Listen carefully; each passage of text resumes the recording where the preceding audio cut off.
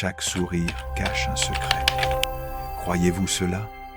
Il suffit de 2 instants, de 2 petites fissures dans le temps pour voir l'humain véritable derrière le masque. Pas besoin de longues conversations d'amitié de plusieurs années, ni de psychothérapie. Abonnez-vous dès maintenant à la chaîne Écho de l'âme et activez la cloche pour ne plus rater aucune insight profonde. Cao Dung a dit un jour, « Le plus terrifiant est de s'accepter pleinement soi-même. La vérité, c'est que la plupart des gens ne le peuvent pas.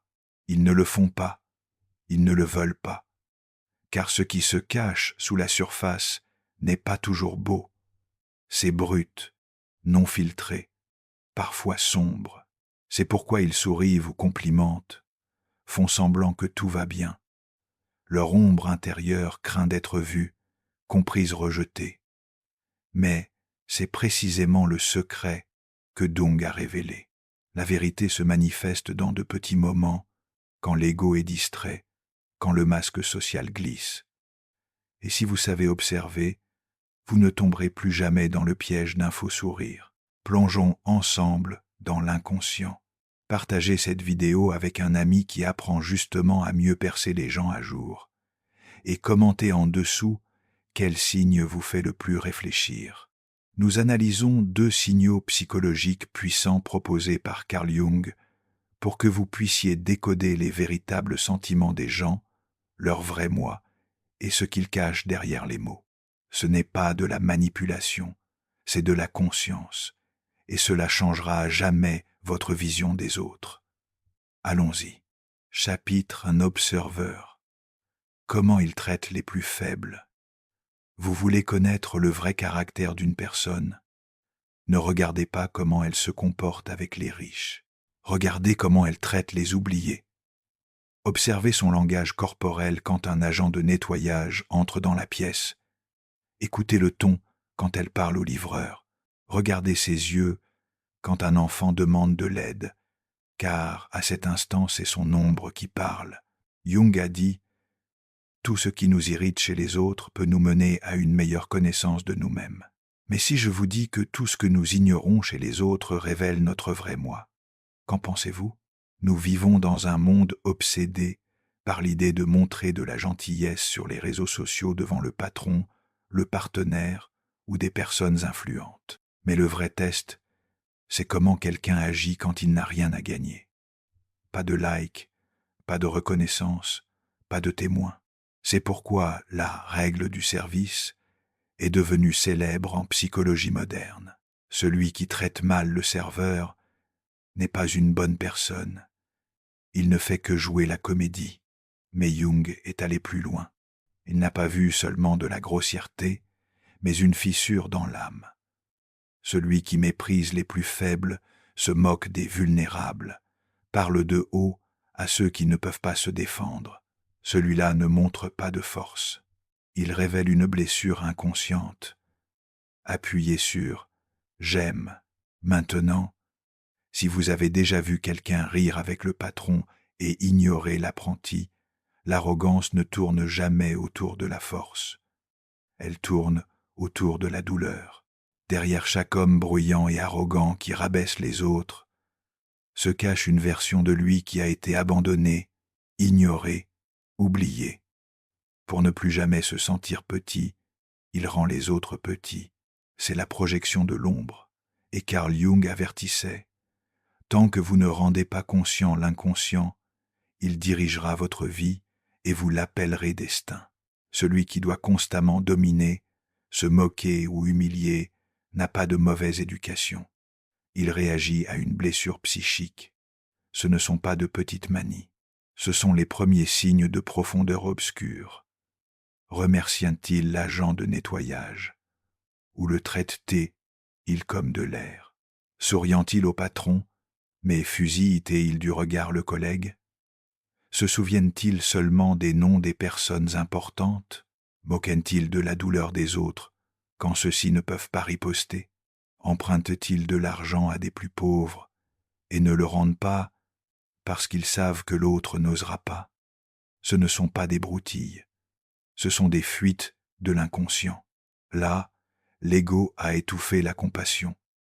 La gentillesse sélective n'est pas de la gentillesse, c'est du calcul. La force sans humilité est de l'insécurité. Voulez-vous être fort? Soyez gentil quand personne ne regarde. Voulez-vous du respect? Respectez ceux qui ne peuvent rien vous offrir.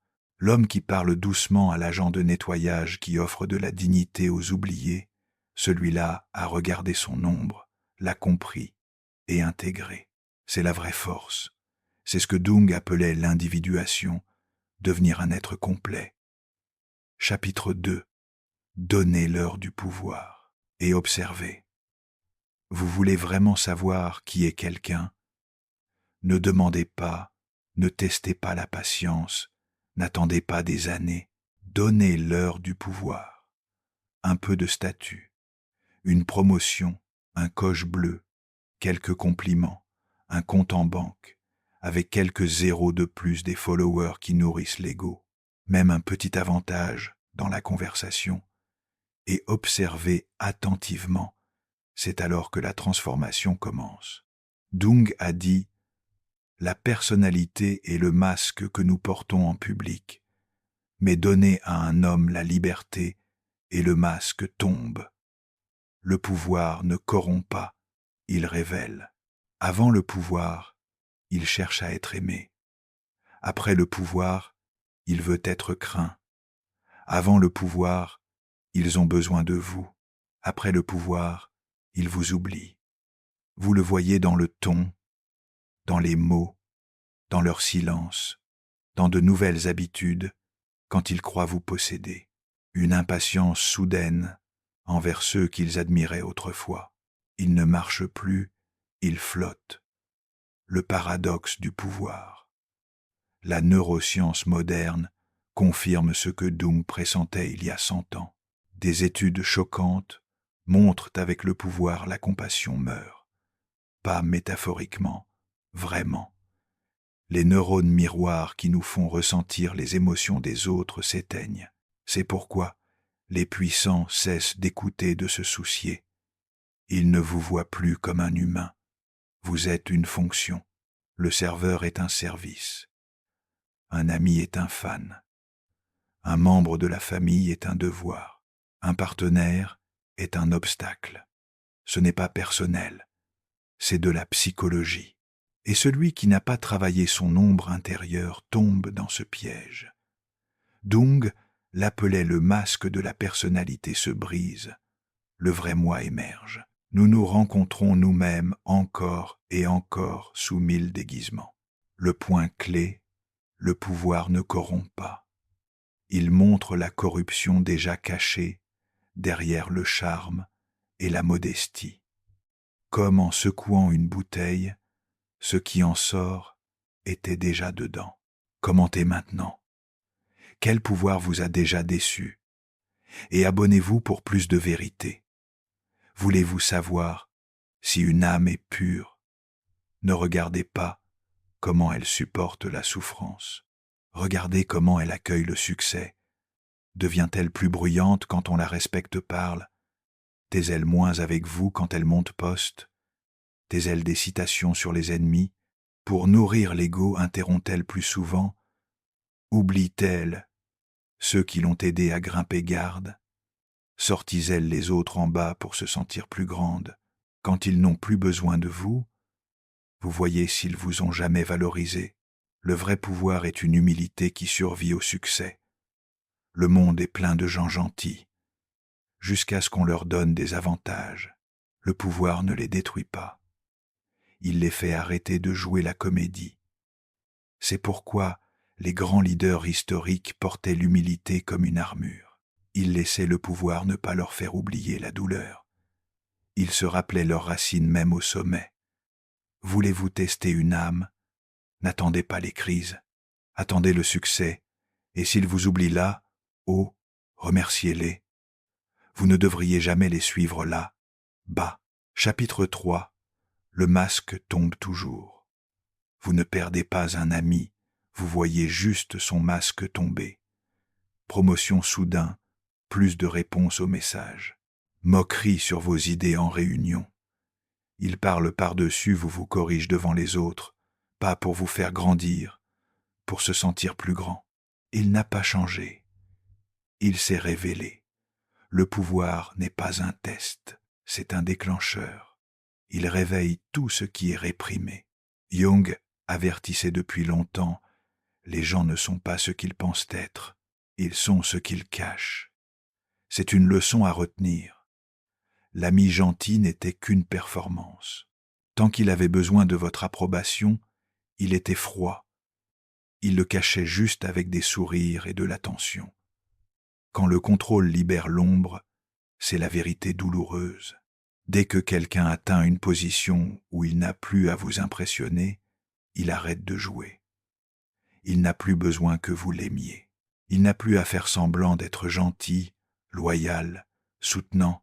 Que se passe-t-il, il, son ombre émerge non filtrée, sans frein, sans remords. Le partenaire qui contrôle maintenant les finances devient émotionnellement distant manipulateur, utilise les sentiments comme levier. Le meilleur ami maintenant cadre utilise le sarcasme pour dominer, vous abaisse pour se hisser. Nous restons choqués et disons, il a changé. Non, vous voyez juste ce qui était toujours là. Caché derrière le charme, les blagues, une vulnérabilité feinte. Le masque tombe quand il n'y a plus de raison de jouer. Nous portons tous des masques. Jung les appelait la persona, le moi social que nous créons pour survivre. Mais les masques sont lourds. Ils demandent de l'énergie. Quand quelqu'un atteint assez de statut d'argent de contrôle de supériorité, il se fatigue de jouer. Alors le masque tombe. Plus de messages gentils, plus de comment s'est passée ta journée, plus d'attente de votre avis, plus d'intérêt fin parce qu'il croit ne plus en avoir besoin. Ce n'est pas de la croissance, c'est l'ego libéré. Partagez cette vidéo maintenant si vous avez déjà vu un masque tomber et abonnez-vous pour plus de révélations, signaux d'alarme que le masque glisse, leurs blagues deviennent plus acérées. Les compliments disparaissent. Leur énergie passe de la coopération à la supériorité. Ils ne célèbrent plus vos victoires. Ils comparent. Ils ne se manifestent que quand ils ont besoin de quelque chose. Ils donnent des conseils non pour vous élever, mais pour corriger, contrôler, humilier. Le pire, ils vous accusent quand vous le remarquez, vous traitent de trop sensible, disent que c'est vous qui avez changé, vous accusent de jalousie, du gaslighting typique. Car quand le masque tombe, ils sont exposés et l'exposition effraie l'ombre. Message final. Quand le masque tombe, ne le ramassez pas pour eux. Ne leur rappelez pas la personne qu'ils étaient. Ils ne l'ont jamais été. Ne pleurez pas l'illusion que vous aimiez. Avant le masque, ce n'était pas leur âme. Carl Jung ne ménageait pas. Il savait que l'âme humaine est pleine de couches et la plupart ne se rencontrent jamais eux-mêmes. Si vous voyez l'ombre en quelqu'un, croyez-lui. Ne rationalisez pas. N'excusez pas. Ne courez pas après quelqu'un qui ne peut pas être honnête avec lui-même. Parfois, la guérison la plus forte est simplement de dire « Maintenant je vois qui tu es vraiment ». Et cela suffit. Chapitre 4. Tournez le miroir vers vous-même. C'est la vérité la plus dure que Carl Jung nous ait donnée. Avant d'analyser les autres, avant de décoder leur comportement, leur masque, demandez-vous « Qui suis-je » quand personne ne regarde ce script, cette philosophie. Ce travail sur l'ombre n'est pas seulement une lentille pour repérer les dangers chez les autres, c'est un miroir brutal honnête. Demandez-vous, êtes-vous seulement gentil quand cela sert votre réputation ? Changez-vous de ton selon l'interlocuteur. Êtes-vous doux avec les influences sarcastiques, avec les subordonnés ? Devenez-vous dur quand il n'y a pas de conséquences si oui, ce n'est pas votre caractère qui parle. Votre ombre inconsciente dirige. Carl Jung a dit « On ne s'illumine pas en imaginant des figures de lumière, mais en rendant consciente sa propre obscurité. » Cela signifie, si vous fuyez votre obscurité, vous en deviendrez prisonnier. L'ombre n'est pas mauvaise, elle est inconsciente. La plupart entendent ombre et pensent à des démons, au mal, à la corruption. Mais Jung ne croyait pas que l'ombre était mauvaise.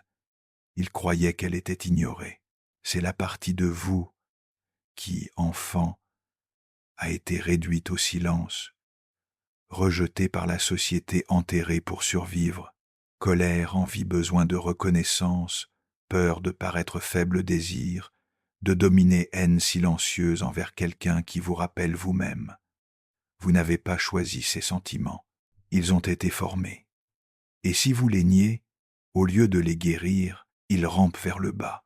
Maintenant, ils dirigent votre ton, vos habitudes, vos réactions, vos erreurs relationnelles, votre silence, quand vous devriez parler, votre colère, quand vous devriez écouter, ignorer l'ombre, et elle dirigera votre vie. Jung avait raison. Tant que vous ne rendez pas conscient l'inconscient, il dirigera votre vie, et vous l'appellerez destin. La vraie force confronte l'intérieur. Juger les autres est facile, sûr, divertissant. La vraie force est le courage de s'asseoir en silence et de demander « Pourquoi je leur parle comme ça? Pourquoi suis-je envieux de leur succès? Pourquoi ai-je besoin d'attention en entrant dans une pièce? Pourquoi perds-je du respect pour ceux qui ne m'impressionnent pas? C'est votre miroir, votre moment, votre chance de grandir. Chaque humain a une ombre, mais les illuminés l'ont regardé intégré, sont devenus entiers. C'est l'individuation, c'est la maîtrise de soi. Cela rend un homme inébranlable. Appuyez sur « j'aime » si vous êtes prêt à regarder votre propre ombre, et abonnez-vous pour plus de courage. Les signaux d'alarme ne sont pas seulement chez les autres, ils sont en vous. Vous comportez-vous différemment avec ceux qui ne peuvent rien vous apporter? Interrompez-vous pour paraître intelligent? Faites-vous défiler en silence quand des amis réussissent mais liquent frénétiquement leurs échecs? Moquez-vous de la douleur des autres pour paraître drôle en groupe? Jouissez-vous secrètement du pouvoir sur quelqu'un? Ce ne sont pas des défauts, ce sont des fuites de votre inconscient, des parties de vous qui ont besoin de guérison, pas de honte. Si vous ne les confrontez pas, vous les projetez sur des partenaires, des enfants, des équipes, et pire sur votre avenir. Message final. Vous n'êtes pas votre ombre, mais vous en êtes responsable. Ne pensez pas que la conscience suffit. Ne dites pas « c'est comme ça que je suis ». Vous avez été formé. Le réprimé est devenu votre ombre. Il est devenu votre déclencheur. Vous n'êtes pas mauvais, vous êtes inconscient. Mais maintenant que vous le savez, il n'y a plus d'excuses. Le travail sur l'ombre ne consiste pas à accuser les autres. Il consiste à reprendre votre pouvoir. Pas contre l'obscurité, mais en y apportant de la lumière. L'intégration est le but, la liberté la récompense. Chapitre 6 Litre Univers vous teste à travers les gens. Jung ne croyait pas aux coïncidences. Il croyait à la synchronicité. L'idée que tout et chacun dans votre vie apparaît avec un but pour votre transformation. Rencontrez-vous une personne toxique, quelqu'un vous humilie, vous trahit, ignore votre temps, votre énergie, votre amour. Ne demandez pas « Pourquoi sont-ils comme ça ?» Demandez « Pourquoi l'univers m'envoie-t-il » Ce miroir maintenant, car comme dit, tout ce qui nous irrite chez les autres peut nous mener à une meilleure connaissance de nous-mêmes. Ils ne sont pas la leçon, vous l'êtes. Le miroir n'est pas un monstre.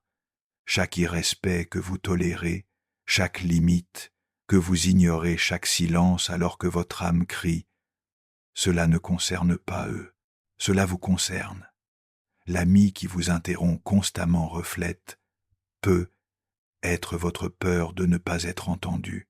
Le partenaire contrôlant répète, peut être des traumas d'enfance, d'amour conditionnel. Le patron qui vous rabaisse, vous force, peut être à retrouver votre voix enterrée. Ces gens ne sont pas un hasard. Ce sont des exercices. Ce sont des radios de l'univers qui montrent précisément où vous n'êtes pas encore guéri. Vous ne les observez pas seulement. Vous vous découvrez vous-même. La danse, l'ombre inconsciente, attire l'ombre inconsciente. La vérité inconfortable que Dung a reconnue, vous n'attirez pas seulement des gens qui correspondent à votre lumière. Vous attirez aussi ceux qui déclenchent votre ombre. Tant que votre enfant intérieur ne se sent pas en sécurité, vous choisissez des gens qui vous abandonnent. Tant que vous ne dites pas votre vérité, vous vous entourez de gens qui vous réduisent au silence. Tant que vous jouez pour être aimé, vous tombez dans des relations où vous devez mériter l'amour. Votre inconscient ne veut pas le confort, il veut le familier. Et tant que vous ne reconnaissez pas vos patterns, vous l'appelez destin, malchance, mais non. C'est juste votre ombre qui essaie de rentrer à la maison. Exemple de miroir spirituel dans la vraie vie. L'ami, qui n'appelle que quand il a besoin de quelque chose. Un test. Dites-vous enfin non le partenaire qui vous attire et vous repousse. Un miroir. Êtes-vous accro au chaos émotionnel, le collègue qui vole votre mérite et s'en tire sans punition. Un message. Défendez-vous votre valeur ou continuez-vous à vous taire le narcissique dans votre vie? Un reflet impitoyable. Confondez-vous encore l'amour avec la douleur? Ce ne sont pas des méchants, ce sont des invitations de l'âme pour récupérer des parties de vous que vous avez abandonnées.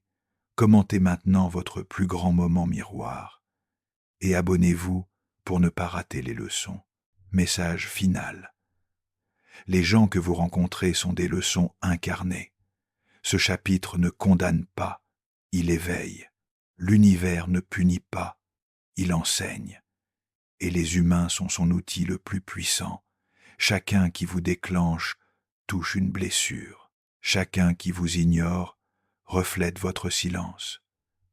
Chacun qui vous quitte vous apprend à rester avec vous-même. La prochaine fois qu'un quelqu'un entre dans votre vie et remue tout en vous, ne réagissez pas seulement, n'accusez pas seulement, réfléchissez, car cette personne pourrait être la leçon qui change tout. Chapitre 7. Quand les actes ne collent pas aux mots, les mots sont bon marché. Les mots sont faciles. Ils sont répétés contre les embellis. Mais les actes, c'est là que l'âme sointe. Jung ne croyait pas aux mots. Il observait les patterns. Il étudiait les contradictions. C'est là que l'ombre se cache. Les gens ne mentent pas avec les mots. Ils mentent avec des masques. Et les masques sont faits de langage de citation de statut sur les réseaux sociaux d'affirmations entraînées. Mais quand l'inconscient perce, vous voyez qui ils sont vraiment. L'ombre se montre toujours par les actes. Vous rencontrez des gens qui disent « Je t'aime », mais ignorent votre douleur quand vous avez besoin d'eux. « Je suis pacifique », mais explosent à la moindre provocation. « Je respecte toujours », mais humiliant les serveurs. Les vulnérables médisent dans le dos. « Je suis humble », mais rivalistes en secret, contrôle se vante quand personne ne regarde. Ce n'est pas une contradiction, c'est de la projection. Celui qui crie le plus fort la paix lutte souvent avec la colère. Celui qui se vante de l'humilité craint souvent la médiocrité. Celui qui prêche le plus l'amour en a souvent le plus faim. Jung savait ce que vous combattez chez les autres vit en vous. Celui qui critique trop essaie d'enterrer quelque chose en lui. Le comportement est la vraie langue de l'inconscient. Si quelqu'un dit « Je me soucie de toi », mais n'apparaît jamais, il ne se soucie pas, il se soucie de paraître sans soucier. Si quelqu'un dit « Je suis sûr de moi », mais utilise votre vulnérabilité contre vous, il n'est pas sûr. Il craint sa propre blessure. Si quelqu'un dit « Je ne juge pas », mais rit de la douleur, répand des rumeurs, ce n'est pas de la croissance. C'est l'ego drapé dans le langage du développement personnel. Les mots sont bon marché, le comportement est la vérité. Jung ne décodait pas les gens sur ce qu'ils disaient, il les décodait sur l'énergie derrière leurs habitudes. Les mots peuvent flatter, les patterns disent toujours la vérité. Si vous faites cela, ne vous haïssez pas, guérissez-vous, retournez le miroir. Dites-vous, je suis gentil mais êtes dur sous stress. Ce n'est pas de l'hypocrisie, c'est un déclencheur non guéri. Dites-vous, je m'aime, mais restez dans des relations toxiques. Ce n'est pas de la faiblesse. Votre ombre demande à être vue. Prêchez-vous le pardon, mais portez-vous du ressentiment. Ce n'est pas un échec. Votre inconscient refuse de lâcher l'intraité. Jung n'exigeait pas la perfection, il exigeait la conscience. L'ombre n'est pas mauvaise, elle est inconsciente, et tant que vous ne la confrontez pas, vous continuez à détruire des relations tout en disant que vous donnez le meilleur de vous. Ce n'est pas de l'auto-flagellation, c'est de la responsabilité personnelle. C'est du travail sur l'ombre. Partagez cette vidéo si vous avez déjà vécu des mots sans acte et abonnez-vous pour plus de clarté message final. Croyez les actes, pas les promesses. Le monde est plein de gens qui disent le bon mais vivent le contraire. Arrêtez d'évaluer les autres et vous-même sur les intentions. Évaluez sur la cohérence. Si quelqu'un prêche l'amour mais sème la peur, il n'a pas besoin de correction, il a besoin d'introspection. Et si vous faites la même chose, vous n'avez pas besoin de honte, vous avez besoin d'intégration. C'est tout le travail sur l'ombre. Jung a dit « Nous nous rencontrons nous-mêmes encore et encore sous 1000 déguisements. La prochaine fois que des mots sonnent beaux mais vides, regardez comment ils ne marchent pas, comment ils parlent. Votre âme connaît la vérité. Arrêtez de la douter. » Chapitre 8. Le risque de la gentillesse sélective. La vraie gentillesse ne change pas avec la pièce. Elle ne scanne pas le nombre de followers. Elle ne varie pas quand personne ne regarde. La vraie gentillesse n'est pas ébranlée par le statut. Elle voit le PDG et l'agent de nettoyage de la même façon. Mais la plupart des gens ne sont pas gentils. Ils jouent, charmants avec les célébrités froids, avec l'agent de nettoyage, respectueux avec le patron méprisant, avec le serveur. Ce n'est pas de la compassion, c'est du calcul. Et Carl Jung avait un nom pour cela. La persona n'est pas notre vrai soi, c'est qui nous pensons devoir être, le masque social, le sourire que nous portons quand nous avons besoin de quelque chose, le ton que nous utilisons pour impressionner, l'humilité feinte utilisée comme monnaie d'échange. La gentillesse qui dépend du statut n'est pas de la gentillesse, c'est une stratégie. La gentillesse sélective est l'un des traits les plus dangereux que vous rencontrerez. Elle ressemble à de la bonté, mais elle est creuse.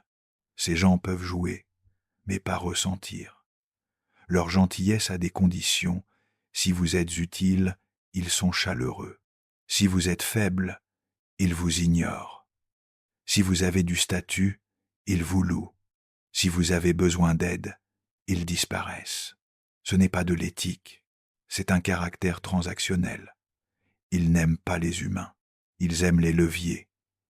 Signe d'une âme transactionnelle, soutien public, négligence privée, flatterie envers les puissants, oubli de ceux qui les ont élevés, évitement quand vous êtes dans le besoin, célébration quand vous brillez, loyauté envers les opportunités, pas envers ceux qui ont donné de la loyauté. La vérité cruelle. Ils ne sont pas faux avec vous. Ils sont honnêtes avec leurs intentions. Vous ne voulez juste pas le voir. Pourquoi cette gentillesse est-elle dangereuse? Elle vous trompe. Elle vous fait croire que quelqu'un est sincère, alors qu'il calcule seulement votre valeur. Et si vous ne reconnaissez pas le pattern, vous donnez votre âme à des illusions. Vous devenez vulnérable à quelqu'un qui collectionne des munitions. vous restez loyal à quelqu'un qui n'est loyal qu'au statut. Vous êtes détruit par quelqu'un qui n'a jamais été entier. L'avertissement de Jung ne fait pas confiance aux masques. Les plus dangereux ne sont pas ouvertement mauvais. Ce sont ceux qui portent la gentillesse comme un masque social. Leur charme n'est pas réel. Leur gentillesse sélective, leur moralité louée. Si vous n'apprenez pas à lire entre les sourires, vous continuerez à croire aux masques au lieu des âmes. Appuyez sur « j'aime » si vous avez déjà percé la gentillesse sélective et abonnez-vous pour plus de vigilance. Message final, la vraie gentillesse est inconditionnelle. Voulez-vous reconnaître le caractère? Regardez comment il traite le serveur, l'agent de nettoyage, l'enfant l'étranger, qui ne peut rien pour eux. Là, le masque tombe. Là, l'âme parle. Là vit la vraie gentillesse. Jung ne disait pas de haïr le monde. Il disait de le voir clairement. Si vous distinguez le jeu de la présence, vous arrêtez de chasser l'approbation et vous construisez de vraies connexions. Chapitre 9. Les gens les plus dangereux ne sont jamais remis en question. On vous apprend à craindre les bruyants, les colériques, les explosifs. Mais les plus dangereux sont souvent calmes, posés, sereins. Ils n'élèvent pas la voix.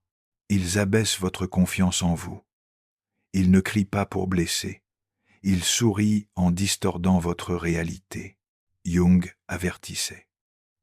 Les gens font tout même l'absurde pour ne pas regarder leur âme en face. Certains deviennent maîtres dans la construction d'un monde où personne ne lève le miroir. Le pouvoir non questionné devient une prison. Ce sont des manipulateurs qui s'entourent de oui-oui, récompensent l'obéissance, punissent l'honnêteté. Ils entraînent les autres à craindre la confrontation, avec le silence, la culpabilité, la honte comme arme. Ce ne sont pas des leaders, ce sont des contrôleurs, le parent qui contrôle avec la culpabilité. Après tout ce que j'ai fait pour toi, ce n'est pas de l'amour, c'est de l'extorsion émotionnelle. Le patron qui appelle le gaslighting guidance. Tu es trop sensible, tu m'as mal compris. Ce n'est pas de la discipline, c'est de la guerre psychologique. L'ami qui gagne toujours parce qu'il s'entoure de gens trop craintifs pour dire c'est injuste. Ces gens ne veulent pas la vérité. Ils veulent l'obéissance. Ils ne sont pas forts. Ils craignent la responsabilité. Donc, voyez, ce ne sont pas des puissants. Ce sont des gens qui ont peur d'être exposés. Ils évitent les miroirs, la réflexion, la vérité. Au fond, ils savent, si quelqu'un les questionne, le masque de la persona se brise. Alors ils construisent des murs de silence, critiquent vos réactions, se moquent de vos sentiments pour ne jamais regarder les leurs. Plus ils évitent le défi, plus ils deviennent dangereux, car leur ombre dirige tout, sans entrave. Signaux d'alarme des contrôleurs non questionnés s'entourent de gens qui acquiescent à tout, vous font sentir coupable quand vous posez des limites, appellent la responsabilité, drame, étiquettent l'honnêteté, les émotions comme faiblesse, tordent le scénario si habilement que vous vous excusez pour leurs erreurs, utilisent le silence comme punition, ne reconnaissent jamais leurs fautes, mais pointent constamment les vôtres. Ces gens ne cherchent pas la croissance, ils cherchent le contrôle sans conséquence. L'avertissement de Jung sur l'ombre plus, ils évitent le miroir plus l'ombre s'assombrit. Jung croyait, le pouvoir en soi n'est pas dangereux. Il le devient quand il n'est jamais questionné. Si quelqu'un vit trop longtemps dans l'ego, cela devient un palais d'illusions. Il croit toujours avoir raison. Quiconque contredit est toxique. Leur douleur est spéciale, la vôtre dramatique. Ils sont évolués les autres inférieurs. Ils ne veulent pas guérir, ils veulent dominer. Et ils utilisent un langage spirituel pour se justifier. Mais ne confondez pas, ce n'est pas de la croissance, c'est une ombre gonflée. Commentez maintenant. Qui ne puis-je pas questionner? Et abonnez-vous pour devenir plus courageux. Message final. Ne craignez pas les bruyants, craignez les non questionnés. La vraie menace n'est pas le hurleur, c'est celui qui n'écoute jamais, le parent qui ne s'excuse jamais, le partenaire qui ne réfléchit jamais, l'ami qui ne demande jamais s'il vous a blessé, le patron qui appelle l'obéissance respect. Ce sont eux qui font de la gentillesse une arme, qui souriant en écrasant vos limites, qui camouflent le contrôle en soin, qui se cachent derrière la sagesse, le statut des citations spirituelles, parce qu'ils ne supportent pas la vérité. Ils ont peur, ils sont perdus, ils sont gouvernés par une ombre qu'ils n'ont jamais regardée en face. Chapitre 10. La guérison commence quand vous regardez votre ombre en face. Vous ne pouvez pas décoder les autres si vous ne vous êtes pas décodé. Vous ne pouvez pas prétendre reconnaître la manipulation, la projection, les gauches et les autres si vous n'y êtes où cela vit en vous. Avant de juger comment quelqu'un gère le pouvoir, arrêtez-vous, tournez le miroir, demandez, exigez-je le contrôle quand je me sens ignoré? Élevez-vous la voix pour paraître fort. Devenez-vous froid quand vous avez peur d'être blessé. Manipulez-vous l'amour pour ne pas être abandonné. L'ombre ne vit pas seulement en eux, elle vit en vous, en nous tous. Le plus courageux que vous puissiez faire n'est pas de démasquer les autres, c'est de vous rendre des comptes à vous-même. La vérité la plus cruelle de Jung, la guérison n'est pas belle. Carl Jung ne romantiquait pas la guérison. Il ne l'emballait pas dans des affirmations cristallines ou des filtres. Il la réduisait à son essence la plus brute. Tant que vous ne confrontez pas votre obscurité, vous la projetez sur les autres. La vraie guérison n'est pas un journal et des bougies. C'est admettre que vous êtes peu, être le problème, que vos limites sont parfois des murs, que vous repoussez parfois les gens, non parce qu'ils sont toxiques, mais parce que vous avez peur d'être vu. Le vrai travail sur l'ombre est de s'asseoir avec votre version chaotique et de ne pas fuir. N'observez pas les autres, observez-vous. Nous apprenons à étudier les autres, leurs signaux d'alarme, leur énergie, leur ego à démasquer. Mais le vrai pouvoir est dans les moments où vous vous observez, quand vous avez l'avantage. L'utilisez-vous pour contrôler ou pour soutenir? Quand quelqu'un s'ouvre, protégez-vous sa vulnérabilité ou l'utilisez-vous plus tard? Quand vous êtes blessé, communiquez-vous honnêtement, manipulez-vous pour vous sentir en sécurité. C'est le travail, l'inconfort, l'invisible, le sacré. La liberté commence où l'ombre finit. Vous n'êtes pas libre si tout le monde vous approuve. Vous êtes libre quand vous n'avez plus à vous cacher. Vous n'êtes pas guéri si vous lâchez prise. Vous êtes guéri quand cela vous transforme. Et la transformation ne commence pas par réparer le monde. Elle commence par réparer votre perception de vous-même. La dernière vérité de Jung, vous n'êtes pas votre ego, pas votre masque, pas votre projection. Vous êtes la lumière derrière l'ombre, mais vous ne la trouverez jamais tant que vous n'allez pas d'abord à travers l'obscurité. Abonnez-vous maintenant et activez la cloche pour trouver le courage d'intégrer votre ombre. Message final, votre ombre n'est pas votre ennemi. C'est votre carte. Ne craignez pas vos défauts, écoutez-les. Ne faites pas semblant d'être parfait. Devenez entier. Chaque fois que vous niez l'envie, la colère, la peur, la honte, cela ne disparaît pas. Cela se cache. Cela attend. Cela réapparaît dans les relations, les déclencheurs, les effondrements. Mais si vous l'affrontez, le regardez en face, dites « Je te vois, j'apprends de toi ». Alors la chaîne se brise. Alors les patères s'arrêtent. Alors vous devenez libre. Chapitre 11. La dernière vérité. L'ombre n'est jamais votre ennemi.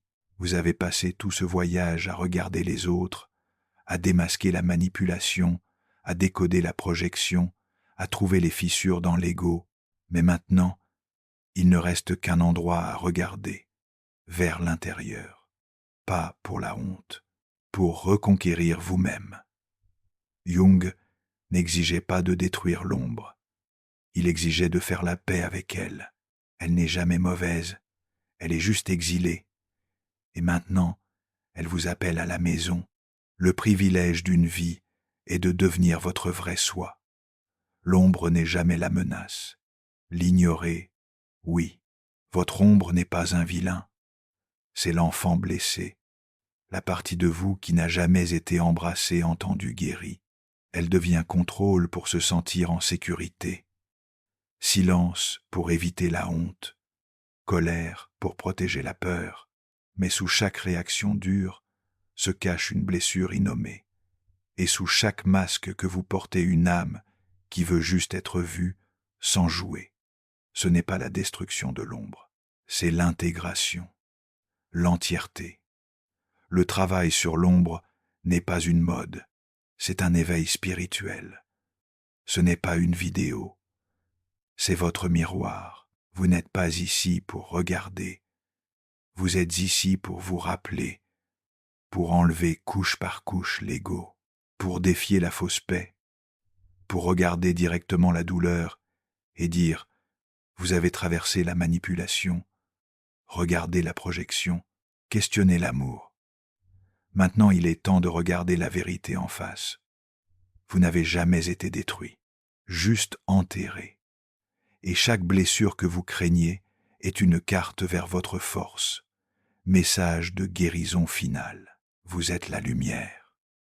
Si vous avez trouvé cette vidéo utile, appuyez sur j'aime, abonnez-vous à la chaîne Échos de l'âme et activez la cloche pour plus de contenu significatif. Laissez un commentaire, partagez vos pensées et n'oubliez pas de partager cette vidéo avec vos proches pour que nous entreprenions ensemble ce voyage de meilleure compréhension de nous-mêmes.